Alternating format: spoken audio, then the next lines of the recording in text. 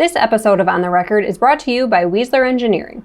Whether you need low power for occasional use or high power for the toughest jobs, Weisler's PTO drive shafts have you covered. To learn more or to find the right PTO for you, visit www.weisler.com. I'm Executive Editor Kim Schmidt. Welcome to On the Record. Here's an update on what's currently impacting the ag equipment industry.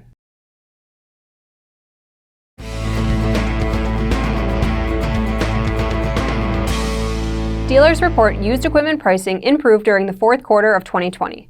Results from Stifel's fourth quarter dealer survey show used combine pricing improved 1.8% year over year on a weighted average basis in the fourth quarter of 2020. This is the first positive reading since Stifel started surveying dealers a year and a half ago. Additionally, a net 3% of dealers said their used combine inventory is too low. Stifel analyst Stanley Elliott says used combine pricing has been under slight pressure for a number of years as used inventories have been notoriously too high. We believe this reflects the health of the current large ag equipment market. For used large tractors, pricing improved 2.9% year over year in the fourth quarter, up from plus 1.1% in the third quarter of 2020. Additionally, a net 47% of dealers believe inventory levels are too low in this segment as well. This week's dealers on the move include Huber Inc., Agri-Service, and Service Equipment. Case IH and Kubota dealer Huber Inc. has purchased the assets of Dubberly Tractor and Equipment in Chester, Virginia, and has become the regional Kubota, Landpride, and Woods dealer. In addition, Huber has added the Kubota contract at its Wakefield, Virginia location. The dealership now has 10 locations, 6 of which have the Kubota contract. Agri-Service, a 9-location AGCO dealer servicing Idaho, Oregon, and Washington, has announced the signing of a letter of intent to acquire Rathbone Sales, an AGCO dealer located in Moses Lake, Washington, effective April 1, 2021. John Deere dealership Service Equipment has received approval from Red Deer County to build a new location in Penhold, Alberta. Now here's Jack Zemlicka with the latest from the Technology Corner.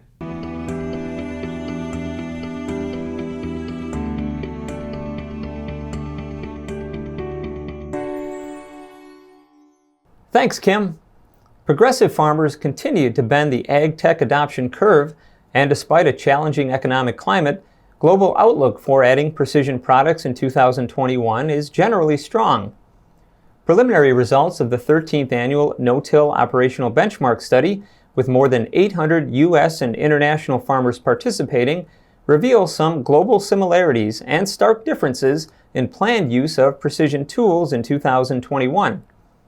While auto steer is a universal staple on farms, with 77% of all respondents planning to use the technology this year, U.S. farmers had a higher percentage of expected use of 7 of the 12 precision tools listed in the study.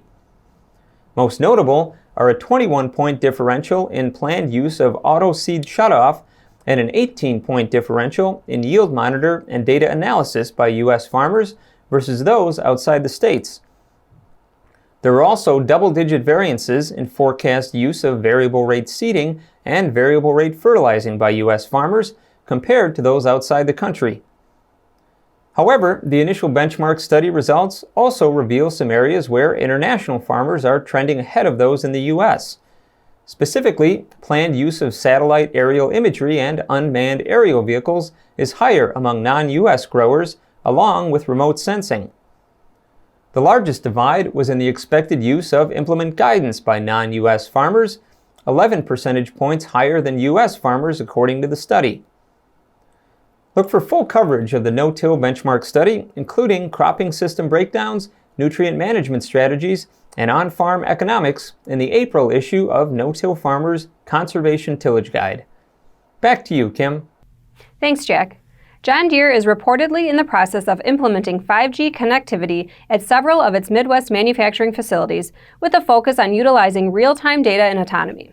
In September of last year, John Deere won 5 Citizen Broadband Radio Service, or CBRS, spectrum licenses in an auction put on by the FCC.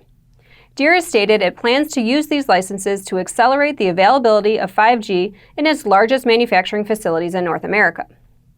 During the 2021 Consumer Electronics Show, Ag Equipment Intelligence caught up with Tammy Hedgren, manufacturing lead for tractors and combines at Deere, to talk about what the future holds for Deere and its 5G implementation.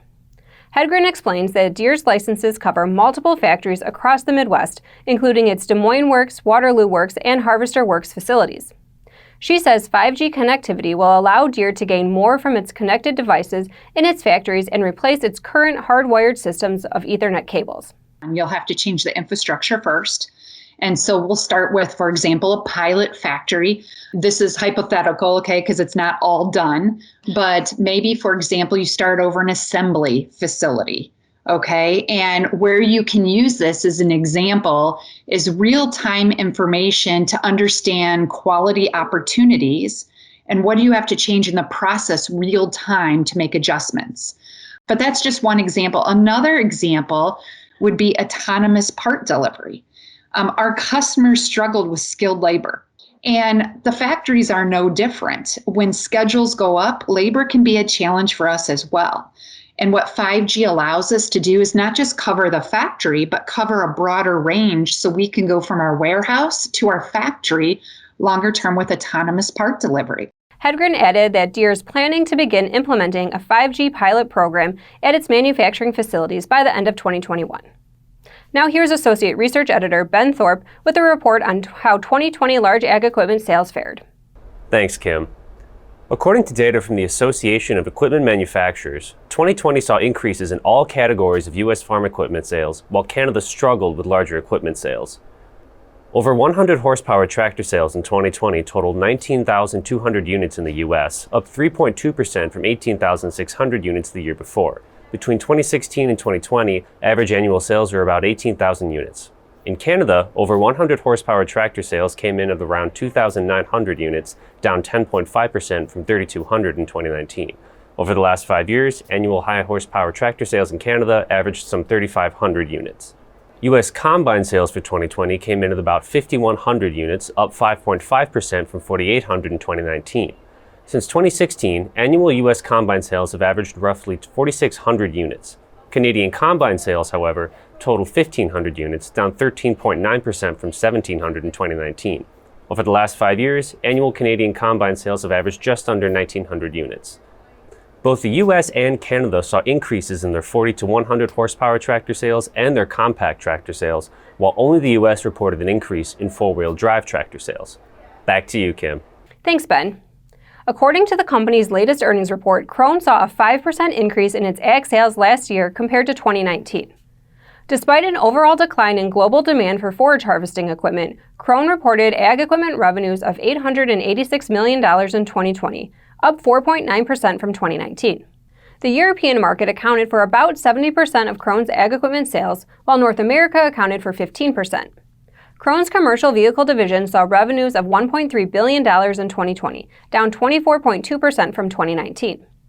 Domestic sales were down 24.7% to $450 million, while sales to other markets were down 23.7% to $960 million. Krone reported $2.3 billion in total revenue in 2020, down 15% from 2019.